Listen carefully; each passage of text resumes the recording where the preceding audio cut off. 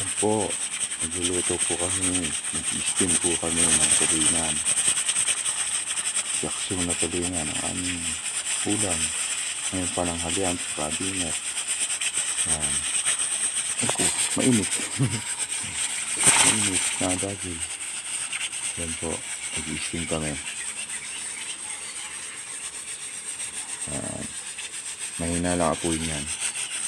Kasi baka para makatipid. Mura lang po yung nabili namin tulingan. Mura daw po ngayon ang isda sa palengke. Kaya po kami ay nakapag-steam ng paksiw na tulingan. Sarap po yan. Ang maganda po yata ang luto dyan yung sa kahoy, sa palayok.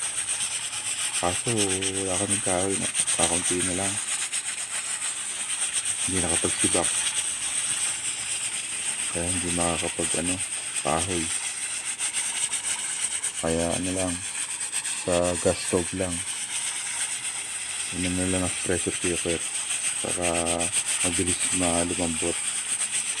Yan, sarap po yan. Kain po tayo. Yan.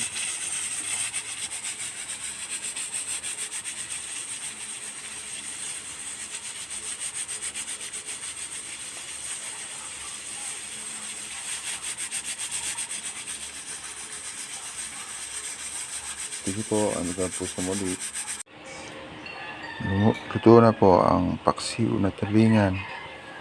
Niluto, in-steam, pine-pressure cooker ng 1 oras. Yan. Ating titingnan kung ano itsura na.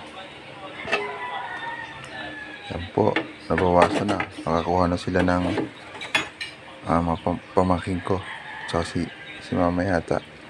Yan po. Yan, itsura po ng paksiw na tulingan. Masarap po yan. Tikman natin. Tikman natin. Wow, ang sarap. Ang sarap po. Grabe. Ang sarap ng tulingan ni mama. Ayan po, tulingan. Kain po tayo. Hanggang sa muli. Bye.